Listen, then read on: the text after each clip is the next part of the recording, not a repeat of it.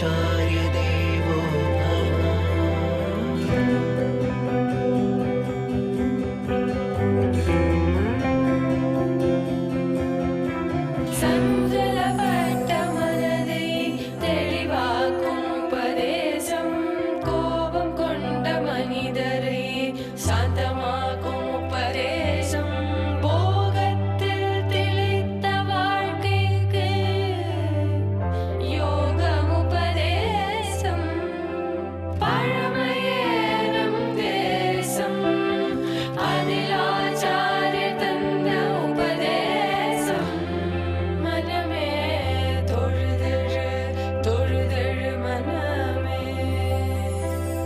मातृदेवो भव पितृदेवो भव आचार्य देवो भव।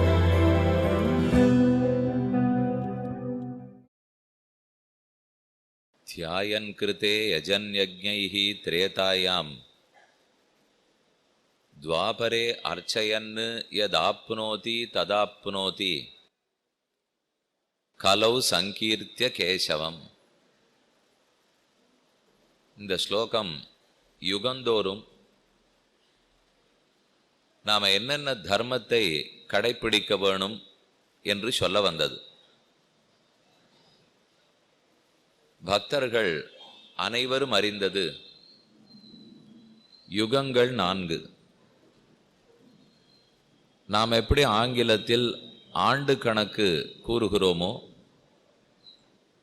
அதே போல சனாதன தர்மமான வேத மார்க்கத்தில் ஆண்டு கணக்கு, யுக கணக்கு என்றெல்லாம் பலவாறாக பிரித்து கூறப்பட்டுள்ளது. கிருதயுகம், திரேதாயுகம், துவாபர யுகம், கலியுகம் என்ன யுகங்கள் 4. இப்ப நாம இருக்கிறது கலியுகம். பொதுவான ஒரு அபிப்பிராயம், கலின்னு சொன்னாலே கஷ்டம், ரொம்ப சிரமம் கொடுக்கும், நீதியே இருக்காது, தர்மமே இருக்காது என்றெல்லாம் நினைக்கிறோம். உண்மைதான். ஆனால் ஒரு கோணத்திலேருந்து பார்த்தா அது உண்மை. ஒரு வாசல் சாத்தினால் மற்றொரு வாச கதவு திறக்கும் என்ன, அதுவும் உண்மை. அதனால ஒரு பக்கம் கலிக்கு எத்தனையோ கஷ்டங்கள் இருந்தாலும், அதர்மம் தலைவிரித்து ஆடினாலும், வேறொரு கோணத்திலேருந்து பார்த்தால் ரொம்ப எளிமையா சிலதை கலியில் சாதித்து விடலாம். கிருதயுகத்தில் கஷ்டப்பட்டு சாதிக்க வேண்டியதை கலியுகத்தில் எளிதில் சாதிக்கலாம். இதை பற்றி நடந்த ஒரு அழகான சுவையான நிகழ்ச்சி. அதை என்னங்கிறத முதல்ல சொல்கிறேன். அப்போ கலியை கஷ்டமானு எடுத்துக்கணுமா எளிதுன்னு எடுத்துக்கணுமா என்று முடிவுக்கு வருவோம். அப்புறம் இந்த கலியுகத்துக்குன்னு இருக்கிற தர்மம் என்ன என்று பார்ப்போம். எப்போ தலைப்பு கலியுக தர்மம்னு போடப்பட்டிருக்கோ அப்போவே யுகந்தோறும் தர்மம் மாறுறதுன்னு தெரிஞ்சு போச்சு. இல்லைன்னா சதுர்யுக தர்மம்னு போட மாட்டாளா? 4 யுகத்துக்கும் ஒரே தர்மம் இருக்காதா?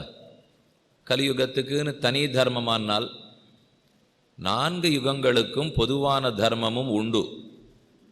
இப்போ கலியுக தர்மம்னு சொன்னதுக்காக கிருத்தயுகத்தில் தான் சத்தியம் பேசணும், கலியுகத்துக்கு வேற தர்மம், அதனால உண்மை பேசணுங்கிற தேவையில்லையாம். கிருத்தயுகத்தில் திருடாமல் இருக்கணும், கலியுகத்துக்கு வேற தர்மம், அதனால திருடலாமாம். கிருத்தயுகத்திலே வாயால் சாப்பிடணும், கண்ணால் பார்க்கணும், கலியுகத்துக்கு தர்மம் வேறே, அதனால காதால் பார்க்கலாமாம். இப்படின்லாம் இங்கே யாரும் சொல்ல போகிறதில்லை. இதெல்லாம் ரொம்ப பொதுவான தர்மங்கள். கிருதயுகமோ திரேதாயுகமோ துவாபர யுகமோ கலியுகமோ ஒன்று தான் இந்த தர்மம்.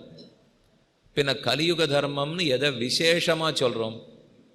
எந்த தர்மத்திலையும் எந்த யுகத்திலையும் சாப்பிட்டு தான் ஆகணும், தூங்கித்தான் ஆகணும்.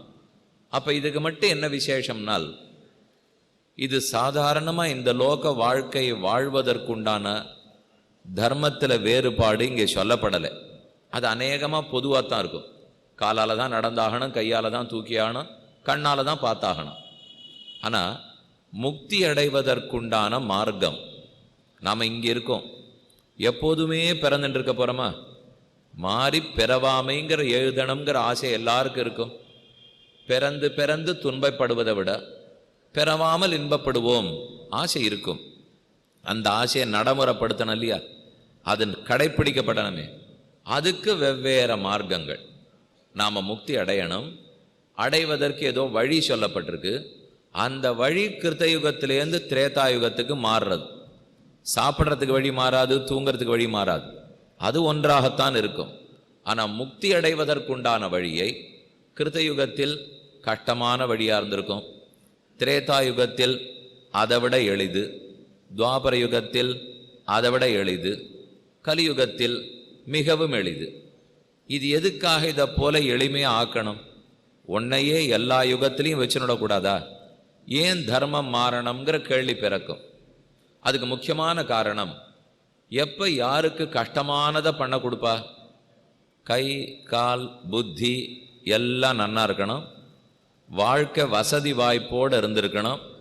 அப்படின்னா சிரமப்பட்டு தான் முன்னுக்கு வரணும்னு சொல்லிடலாம். ஒருவேளை அதெல்லாம் நமக்கு சரியில்லைன்னு வச்சுங்க, அப்போ அவர்களுக்கு விதிமுறைகளை தளர்த்தித்தானே ஆக வேண்டும். ஒன்றும் முடியாதவனுக்கும் ஒரே விதி, எல்லாம் நன்னா இருக்கிறவனுக்கும் ஒரே விதி. இது கூடாது. சாதாரணமாக வருமான வரி போடுறாளோ இல்லையோ, யாருக்கு அதிகம் யாருக்கு குறைவு? இப்போ ₹1,00,000 வரைக்கும் 2,00,000 வரைக்கும் சம்பாதிக்கிறோம், வரியே கிடையாது. அதுக்கப்புறம் ₹5,00,000 வரைக்கும் சம்பாதிக்கிறோம், இந்த 10% கட்டு. அதுக்கு மேலே சம்பாதிக்கிறோம் 20 கட்டு, நிறையா சம்பாதிக்கிறேன் 30 கட்டு. அப்போ யாரை கூட்டிகிட்டே போகிறா? யாருக்கு நிறையா வரி சுமத்தப்படுகிறது? இயன்றவனுக்கு தானே. யாரால் நிறையா முடியறதோ அவன்தான் கட்ட வேண்டும், இயலாதவர்களை கேட்க மாட்டான். அதை போல என்னமோ இந்த இயலுதல் இயலாமை கிருத்தயுகத்திலேருந்து கலியுகத்துக்கு மாறுறதுன்னு முதல்ல புரிஞ்சுப்போம். கிருத்தயுகத்தில் என்னமோ நம்மால் இயன்றது, ஆனால் கலியுகத்தில் என்னமோ நம்மால் இயலவில்லை. அப்போ இயன்ற யுகத்தில் கஷ்டப்பட்டு மோட்சம் போகணும், இயலாத யுகத்தில் எளிதில் மோட்சம் போகணும். ஆனால் இதில் ஒரு ஆச்சரியம் என்னன்னால், கிருதயுகத்திலும் முக்தி அடையணுங்கிற ஆசை இருக்குது, கலியுகத்திலையும் முக்தி அடையணுங்கிற ஆசை இருக்குது. அது மாறலை. நான் அங்கே போகணுங்கிற ஆசை மட்டும் இருக்குது. ஆனால் அதற்குண்டான வழிகளை பின்பற்ற முடியறதானால் அது கிருதயுகத்தில் முடிஞ்சுது, கலியுகத்தில் முடியலை. முடியலன்னா எதனால் முடியல? இதை பற்றி ரிஷிகள் எப்போவோ பேசியிருக்கா, கலியுகத்தில் தான் பேசியிருக்கான்னு இல்லை. அவர்கள் கிருத்தயுகத்திலேருந்தே இதை பற்றின விசாரம் பண்ணிட்டு தான் வந்திருக்கா. முதல்ல ஆயுள் ரொம்ப குறைவு. கிருத்தயுகத்தில் வாழ்ந்தவர்களெல்லாம் குறைஞ்சபட்சம் 60,000 80,000 1,00,000 இதுதான் வாழ்க்கை. உங்களுக்கு தோணும், இவர் ஏதோ மறந்து போய் பூஜ்யத்தை சேர்த்து சொல்கிறார் போல் இருக்கு, அவ்வளவெல்லாம் கூட யாரானு வாழ்வாளான்னுட்டு எழுதப்பட்டிருக்கிறத தான் நான் சொல்கிறேன். அதோட இல்லை, இந்த யுகத்தில் கூட நினச்சா 1000 வருஷம் வாழ முடியுங்கிறா. அதற்குரிய யோகம் வேணும், தியானம் வேணும், ஆகார கட்டுப்பாட்டு வேணும், வாழ்க்கை நெறிமுறை வேண்டும். அவ்வளவெல்லாம் இங்கே யாரும் ஆசைப்பட போவதில்லை. இப்போ சுவாமி இருக்கிற பாடே போருன்னு இருக்குது, இதுக்கு மேலே 1000 வருஷம் வேற வாழ்ந்து இதே ஜலதோஷம், இதே தொண்டைக்கட்டு, இதே முதுகுவலி எவ்வளோ வருஷம் படுறது? அதுவும் பார்த்த முகத்தையே பார்க்கணும். யோசிச்சு பாருங்க, ஒரே முகம், நம்ம குழந்தைகளோ பொண்ணோ பிள்ளையோ கணவனோ மனைவியோ அதே குடும்பத்தவர்களை 50 வருஷம் பார்க்கறதுக்குள்ளேயே போருன்னு இருக்கு. இன்னும் 1000 வருஷம் பார்த்துருந்தால். அதனால் அந்த பொறுமையெல்லாம் நமக்கு இல்லை. இப்போ கலியுகத்தில் எதுவுமே வேகமாக ஓடுறது தெரியறதுன்னா அதே 24 மணி நேரம் தான், அது மாதிரிட போகிறதில்லை. நீங்களே யோசிச்சு பாருங்க, 50-60 தான் உபன்யாசத்தில் உட்காண்டிருப்பா, அதுக்கு கீழே 6 இப்போ பெருசாக உட்காண்டிருக்க போகிறா. அப்படியே வந்திருந்தாலும் இப்போ 18 வயசு 25 வயசுக்காராலும் வந்துட போகிறாளா? வர்றதே சரி, ஓய்வு எடுத்துனுட்டோம். இவர் வேற திங்கள் செவ்வாய் புதன் வச்சா யாரால் வர முடியும்? ஏதோ சனி ஞாயிறாக இருந்தால் கூட போனால் போகிறதுன்னு வருவோம். அப்போ நமக்கு வேகமாக போகிறதுன்னா, நீங்களே உங்களுடைய இப்போ 75 வயசுக்காரால அவர்களுடைய 20 வயசை கேட்டு பார்த்தீங்கன்னா, இந்த அளவு வேகமாக காலம் ஓடலை சுவாமி, மெதுவாக தான் ஓடி இருந்தது. அப்போ இந்த மாதிரி பரபரன்னு எல்லாத்துக்கும் யாரும் பறந்ததே இல்லை. இப்ப பள்ளிக்கூடத்துக்கு போற குழந்தையிலேருந்து கார்த்தாலேருந்து என்ன பரபரப்பு, என்ன வேகம், எப்போ பார்த்தாலும் பரீட்சை, எப்போ பார்த்தாலும் ஷோமே. இந்த மாதிரிலாம் நாங்கள் எங்கள் வயசில் பார்த்தது கிடையாது. ஏதோ ஆனந்தமாக இருக்கும், அப்பா அம்மா துணிமணி வாங்கி கொடுத்தா இருந்தோம், இப்படி தான் எங்களுக்கு தெரியும். அப்போ பார்த்தா அதே 24 மணி நேரமாக இருந்தாலும் நேரம் வேகமாக ஓடுறாப்புல தோன்றது இல்லையோ, நமக்கு நேரம் ஓடலை, அதே மாதிரி தான் ஓடின்னு இருக்கு. ஆனால் நமக்கேன் தோன்றதுனால் வாழ்க்கையில் தேவைகள் அதிகரிச்சு விடுறது. அப்போ தேவை குறைச்சலாக இருந்தது, அந்த தேவையை 24 மணி நேரத்தில் பூர்த்தி பண்ணோம், மெதுவாக நடந்தது. இப்போ தேவை கூடி போச்சு, அத்தனை தேவைகளையும் 24 மணி நேரத்தில் பூர்த்தி பண்ணணும், வேகமாக தான் ஓடும். அப்போ படிப்பு குறைச்சலாக இருந்தது, ஒரு படிப்பை நன்னா படிச்சுட்டோம். ஆனால் இப்போ அப்படி இல்லை. ஒரு பிள்ளையோ பொண்ணோ கல்யாணம் ஆகணும்னா பாட தெரியணும், ஆட தெரியணும், நீச்சல் அடிக்க தெரியணும், ஓவிய போட்டி தெரியணும், எல்லாத்துலேயும் முதல் மதிப்பெண் வாங்கியிருக்கணும், வேலைக்கு போய் 30,000 ரூபா சம்பாதிக்கணும். இத்தனை இருந்தால் தான் கல்யாணம். இதை யாரும் அன்னைக்கு பார்க்கலையே. ஏதோ பெண்ணு நல்ல குணவதியா, பிள்ளை நல்ல குணவானா, குடும்பம் நல்ல குணமா அப்படின்னு பார்த்துட்டு கல்யாணம் பண்ணிடுவாளே தவிர, இதுக்கு மேலே இத்தனையும் பார்த்து ஜாதகத்தை பார்த்து அதில் 100 நட்சத்திரத்தை பார்த்து இதெல்லாம் அந்த நாளில் பண்ணதில்லை. அப்போ தேவைகள் கூடிக்கொண்டு போகிறபடியால் வாழ்க்கை வேகமாக ஓடுறாப்புல இருக்குது. இதுக்கு தகுந்த மாதிரி நமக்கு எப்படி ஓடுறது புரியல, எவ்வளவு நாள் வாழணுங்கிற ஆயாசம் எளிதில் ஏற்பட்டு விடுறது. ஒருத்தன் வேகமாகவே ஓடின்னு இருந்து மனசும் பரபரபரான்னு இருந்ததுன்னு வச்சுங்க, அப்போ தளர்ச்சி தன்னடையே சீக்கிரம் வந்துடும். நிதானமாக இருந்து வாழ்க்கையை அனுபவித்தோம்னால் தளர மாட்டோம். எதையும் நிறையா சாதிக்கணும், சீக்கிரம் சாதிக்கணும்னா தளர்ச்சி வந்துடுறது. அதனால தான் இப்பெல்லாம் முதுமை ஒரு 30-35 வயசுக்கு பார்த்தாலே முகத்தில் தெரியுது. அந்த நாள்காரால்கிட்ட 50 வயசாயிருந்தா கூட ஓரளவு முகம் இளமையாக இருக்கும். ஆனால் இப்போ 25 வயசாரிச்சேவே சுவாமிக்கு ஷட்டப்த பூர்த்தி நெருங்கிறதோ அப்படின்னு கேட்குற அளவுக்கு ஆயிடுறது. அந்த நாளில் ஷட்டப்த பூர்த்திக்காரர்களுக்கே 30 ஆட்டம் இருக்கும், இப்போ 30 வயசுக்காரர்களுக்கே ஷட்டப்த பூர்த்தி ஆட்டம் ஆடுது. இது எதுவுமே உண்மையான மாறுதல் இல்லை.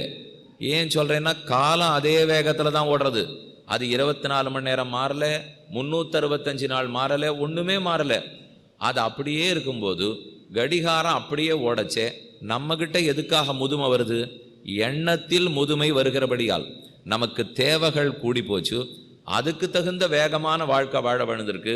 இதெல்லாம் இந்த கலியுகம் முற்ற இன்னும் மோசமாக போயிட்டே தான் இருக்க போகிறது. இதுக்கு நேர் மாறுதல். இப்போ நமக்கெல்லாம் ஆயுள் எவ்வளவு? 75, 80. ஒரு 30-40 வருஷத்துக்கு முன்னாடி கேட்டிருந்தா 60ன்னு தான் சொல்லியிருப்பா. இப்போ மருத்துவ முன்னேற்றம், அறிவியல் முன்னேற்றம், ரொம்ப சாதாரணமாக எல்லாரும் 75 வயசு இருக்க ஆரம்பிச்சிட்டோம். 70க்கு யாரானோ புறப்பட்டுட்டாள்னு வச்சுங்க, எது சீக்கிரமாக போயிட்டாளேங்கிறோம். இதெல்லாம் முன்னாடி கேட்க மாட்டா. 70க்கு போனால் எல்லாம் ஆச்சு, பொண்ணு பேத்திக்கெல்லாம் கல்யாணம் பண்ணாச்சு, கிளம்ப வேண்டியதானே விடுவா. இப்போ அப்படி இல்லை, 70 தானா, 80 வரைக்குமானு இருக்க வேண்டாமாங்கிறோம். அப்போ ஆயுள் இருக்குது, ஆனாலும் 80 தானே இருக்குது. ஆனால் கிருத்தயுகத்தில் ஆயுள் 80,000, 60,000 நீண்ட ஆயுள் இருக்கவே கஷ்டமானதை பண்ண முடிஞ்சது. எவ்வளவு நேரத்துக்கு வேணால் பொறுமையோடு செய்ய முடிஞ்சது. ஆயுள் நீட்சி இருந்தது. ரெண்டாவது, ஆரோக்கியத்துக்கு குறைவில்லாமல் காற்றும் தண்ணீரும் சுத்தமாக இருந்தது. காற்றோ தண்ணீரோ இப்போ ரொம்ப செயற்கைப்பட்டு போயிருக்கோ இல்லையோ, அது அன்று இல்லை. மிகவும் சுத்தமாக இருந்ததுனாலே ஆரோக்கியம் நன்னா இருக்கு. இப்போ நாம் நினைக்கிறது, நம்ம சாப்பிட்ற அரிசி சோறுலையோ கோதுமையிலையோ காய்கறியிலையோ அதுலேருந்து நமக்கு சக்தி வருதுன்னு. உண்மைதான், அதுலேருந்து வரும். ஆனால் அதை காட்டிலும் முக்கியம், அது எங்கிருந்து வளர்ந்துருக்கு பாருங்க. பஞ்சபூதங்கள்லேருந்து, பிருத்திவி, அப்பு, தேஜஸ், வாயு, ஆகாசம் என்று இந்த 5 பூதங்கள்லேருந்து தானே எல்லாமே முளைக்கிறது. பிருத்திவி பூமி, பூமியிலேருந்து தான் நமக்கு வேண்டிய எல்லா நெல் தானியம் எல்லாமே முளைக்கிறது. அதுக்கு தண்ணீர் குத்தினா தான் நன்னா முளைக்கும். காற்று வீசுறபடிக்கு வீசினா தான் வாழ்க்கை வாழ முடியும். காற்றுலையும் தண்ணீர்லையும் உட்கொண்டால் நமக்கு தேகத்துக்கு வேண்டிய நிறைய சக்தி அதில் இருக்குது. அந்த நாளில் ரிஷிகள்லாம் தவம் பண்ணுறதுன்னா என்னன்னு சொல்லுவா? அப்பக்ஷா வாயு பக்ஷா, தண்ணீரை குடிப்பவர், காற்றை கொடுப்பவர். இதை போல் 18 நாளைக்கு இருப்பாளாம், 12 நாளைக்கு இருப்பா. தண்ணீர் குடித்து காற்று குடித்து தபஸ் இருக்கணும்னால் அந்த சுத்தமான, அதனால நமக்கு ஒரு சக்தி வந்திருக்கு. இன்றைக்கி அந்த மாதிரிலாம் நம்மளால முடியாது. சோறுண்டா தான் திருப்தின்னு நினைக்கிறோம். காய்கறி மட்டும் சாப்பிட்டாலும் தள்ளலை, முடியல, கண்ணு பஞ்சடைஞ்சு போகிறது.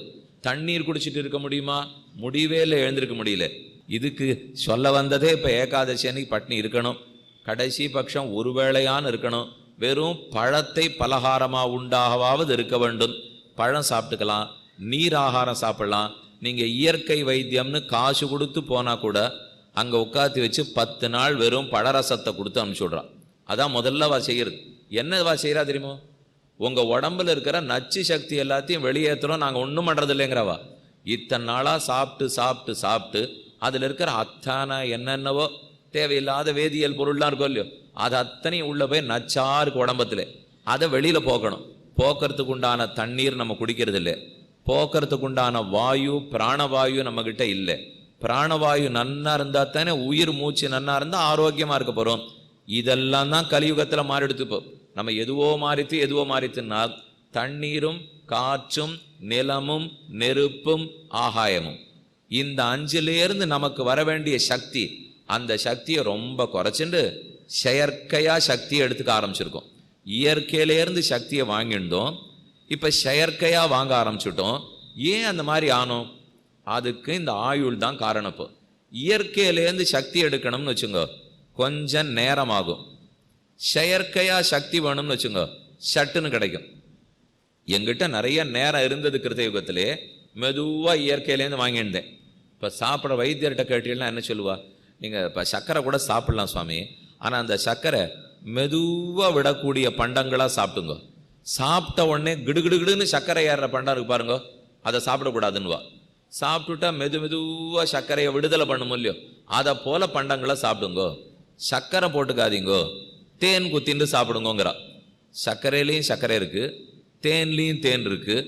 ஆனால் சர்க்கரை சாப்பிடாதேங்கிறா, தேன் குத்திக்கோங்கிறா.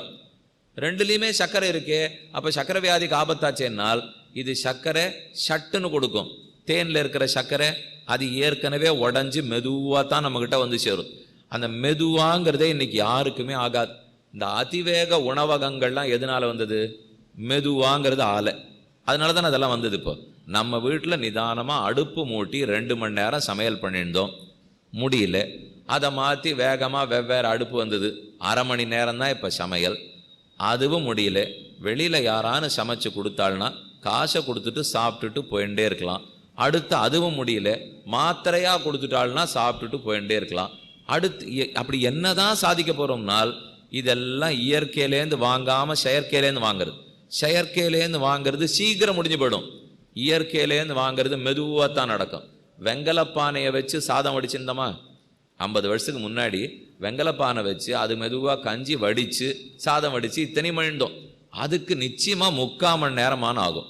ஆனால் அந்த சூடு மத்தியானம் 3 மணி வரைக்கும் சாதம் சூடாக இருக்கும். இப்போ அது கிடையாது, ஆகிறது 20 நிமிஷம், அதை விட ஆறி போகிறது 10 நிமிஷம். எவ்வளவு வேகத்தில் சூடாக இருக்கோ அத்தனை வேகத்தில் போயிடும்னால் அப்போ நமக்கு அதில் இருக்கிற சக்தி எல்லாம் போய் ஓரளவு தான் நிற்கும் இருக்கும். என்ன பண்ணாலும் அடுப்பு விறகடுப்பு மூட்டி பண்ணிடனா ஒரு சுவை தனியாக தான் இருக்கும். அது இந்த அடுப்பில் வரவே வராது. ஆனால் 2 மணி நேரம் காத்துட்டு இருக்கணுமே, அதுக்குள்ளே இன்னைக்கு எல்லா வேலையுமே முடிஞ்சு போயிடுமே. அப்போ இயற்கையிலேருந்து சக்தியை வாங்கணும்னாலே மெதுவாக நடக்கும். இன்னைக்கு நம்ம வீட்டில் குழா போட்டுன்னுட்டோம். நீங்கள் எல்லாம் தாமிரபரணிக்கு பக்கத்தில் இருக்கிறவா தானே? எத்தனை பேர் பக்கத்தில் இருக்கிறவா இப்போ தாமிரபரணியில் போய் குளிக்கிறோம்? இதை நீங்கள் 30 வருஷத்துக்கு முன்னாடி கணக்கெடுங்க, இப்போ கணக்கெடுங்க, குழாயை திருகி கொண்டு குடிப்பவர்கள் தான் அதிகம். தாமிரபரணிக்கு போய் குளிக்கூடாதண்ணா அது நேரமாகும் சுவாமி. இதுன்னா உள்ளே போனால் திருக்கினா 10 நிமிஷம் முடிஞ்சு போச்சு. அது இங்கேருந்து கிளம்பணும், துணியை துவைக்கணும், துணியை மாற்றி கட்டிக்கணும், அங்கேருந்து போயிட்டு திரும்பி குளிச்சுட்டு வரணும். வந்த பிற்பாடு போகிற வர வழியெல்லாம் ஒன்றும் முடியல சாமி, அதெல்லாம் 1 மணி நேரம் ஆகும் போல் இருக்குது. அப்போ என்னாச்சு? தாமிரபரணி குளியல் போச்சு. அதில் என்னென்ன இயற்கை மூலிகை இருந்திருக்கணுமோ போச்சு. தாமிரபரணி எந்த மலையிலேருந்து எந்த சத்தை எடுத்துன்னு வருதோ எல்லாம் போச்சு. அப்போ என்னென்ன இயற்கையிலேருந்து வரணுமோ போயிடுத்தோ இல்லையோ, காரணம் நேரமின்மை. தப்பே சொல்லலைன்னா இப்போ அந்த நேரமின்மை ஏன்? கிருத்தயுகத்தில் நீண்ட ஆயுள் இருந்தது, நேரம் இருந்தது. கலியுகத்தில் ஆயுளே இல்லையே. அவள் 80,000 வருஷம் வாழ்ந்தா மெதுவாக சரையுக்கு போயிட்டு வரலாம், கங்கைக்கு போயிட்டு வரலாம். நான் இருக்கிறதே 8 வருஷத்துக்குள்ளே, இதுக்கு நான் எங்கே தாமிரபரணி போவோன்னு தோணும். இப்படி இப்பவும் இருக்கிறவா இருக்கா. இப்பவும் தாமிரபரணி தான் குளிப்போம், காவேரியில் தான் குளிப்போம்னு இருந்தா ஆரோக்கியம் இருக்கும், கெட்டு போயிடாது. அப்போ ஒன்று நீண்ட ஆயுள் காரணம் மாறிப்படுத்து. அதுக்கப்புறம் 2வது வருவோம், புத்தி. புத்தி அது நாள் போக பிள்ளைகள்லாம் ரொம்ப புத்திசாலிகளாக தான் ஆயிண்டு வரா சுவாமி. எங்களுக்கு இருந்த புத்தியை விட இப்போ மேலே மேலே அடுத்த தலைமுறையை பார்த்தா ரொம்ப புத்திசாலியாக இருக்கான்னு தோணும். வாஸ்தவம் தான். அப்போ குறைச்சலா படிச்சாப்புல இருக்கு, இப்போ நிறைவா படிச்சாப்புல இருக்கு. ஆனால் அன்னைக்கும் இன்னைக்கும் ஒரு வேறுபாடு இருக்கு. புத்தி எல்லாம் யாருக்கும் மாறிவிடாது. அன்னைக்கும் அதே புத்தி தான் இருக்கும், இன்னைக்கும் அதே புத்தி தான் இருக்கும். சொல்லி கொடுக்குற முறைகள் மாறலாம், படிக்கிறதுக்கு உண்டான புத்தகங்கள் வசதி மாறலாம், வலைத்தளம் போன்ற புதியதான அறிவியல் முன்னேற்றங்கள் இருக்கு. அப்ப எந்த புஸ்தகத்தையும் தூக்கிட்டு போகணுங்கிற தேவையில்லை, வெறும தட்டினா எல்லாமே வருது. இப்ப என் வீட்டுக்கு எப்படி போகணும்னு மறந்து போட்டா கூட அதுதான் சொல்றது. இப்போ 6 நேர வீட்டுக்கெல்லாம் போறதே இல்லை. நமக்கு எதான் 2 2 4 என்னன்னு கேட்ட உடனே உடனே ஒரு கருவி எடுக்கிறான், அதை தட்டி 2 2 4ன்னு சொல்றதுங்கிறான். இவனா சொல்றது இல்லை 2 2 4 2 2 4 அப்படின்னு இதை பார்த்து அது 5ன்னு சொல்லிட்டு இவன் 5ன்னு தான் சொல்லுவான். அதை அடிச்சது மட்டும் 2 2 4 இல்லை 5ன்னு சொல்லட்டும், அது தப்பாவே இருந்தாலும் ஒத்துக்கிறோம். அப்ப இது நியாயமா? ஒரு 20 வருஷத்துக்கு முன்னாடி எத்தனை பேர் நீங்க தொலைபேசி எண் ஒரு 30 40 தான் ஞாபகம் வச்சுட்டு இருக்க மாட்டோம். இப்ப கேட்டு பாருங்க, நம்மளுது நமக்கு ஞாபகம் இருக்குமான்னா அது ஒன்னுதுலேருந்து தட்டு வரும்பாரு என்னதுன்றான். அந்த அளவு மாறிட்டோம். அப்ப ஏன் அந்த ஞாபக சக்தி எல்லாம் குறைஞ்சு போறது? புத்தி தான் நன்னா வளர்ந்து போச்சேனால் நிறைய புத்தியை நாம கருவிகளுக்கு தாரவாத்துட்டோம். புத்தி நம்மகிட்ட இருந்தது, அதெல்லாத்தையும் நம்ம முயற்சி எடுக்காமல் அந்த சின்ன சின்ன விஷயங்களை மறந்துட்டு அதெல்லாத்தையும் கருவிகளிடத்திலே யந்திரத்தினிடத்துல விட்டுட்டு நமக்கு புத்தி இருக்கு. என்ன பார்க்குறோம்னால் இன்னும் கொஞ்சம் நிறையா சம்பாதிக்கலாமா, இன்னும் கொஞ்சம் வாழ்க்கை வசதி தரத்தை வசதிக்கலாமா. ஒருத்தர் சொல்லியிருந்தார், வேடிக்கைக்காக சொன்னார்னு நினைக்கிறேன். அவர் சொல்லியிருந்தது, நான் அவர்கிட்ட பேசியிருந்தேன், நல்ல புத்திசாலியாக இருக்கார், ஆனால் என்னமோ தெரியல அவர் புத்தியெல்லாம் எதுக்கு உபயோகப்படுத்துகிறாருன்னா, யார் 10 வருஷத்துக்கு முன்னாடி தன்னை ஏசியிருப்பா, பேசியிருப்பா, யார் என்னென்ன தப்பாக பேசியிருப்பா, இதெல்லாத்தையும் நன்னா ஞாபகம் வச்சுக்கிறதுக்கே புத்தியை உபயோகப்படுத்தின்னு இருக்கார். இதை கொஞ்சம் பண்ணாத இருந்தால் தேவையில்லைவர்.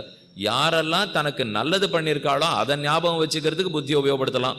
அதை விட்டுட்டு யாரெல்லாம் தனக்கு ஏதானு தப்பு பண்ணியிருந்தாலோ வச்சிருந்தாலோ என்ன பண்ணா அதை ஞாபகம் வச்சுக்கிறார்.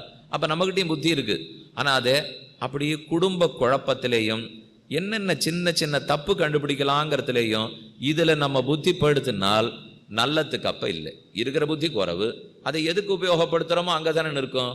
அந்த நாள்ல இதை பத்தி ரொம்ப நினைக்கிறது இல்லை. முதல்ல ஆயுசே நிறைய இருந்துடுச்சு, அதனால மெதுவா நினைச்சுக்கலாம். புத்தி கூட இருந்துதானால் அதே புத்தி தான், ஆனா அந்த புத்தி எதற்கு உபயோகப்படுத்தப்படுகிறது அப்படிங்கிறது அந்த நாளுக்கு இந்த நாளுக்கும் வேறுபாடு. யந்திரங்கள் அதிகமா போயிருக்கு, ஸ்ரத்த குறைஞ்சு போகுது.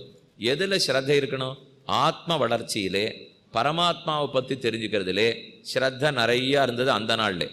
ஆனா உலகத்தை பத்தியும் வாழ்க்கை வசதிகளை பத்தியும் சுகமா இருக்கிறத பத்தியும் அப்படி போகத்தை பத்தியும் அது நிறைய தெரியறது இந்த நாள்ல.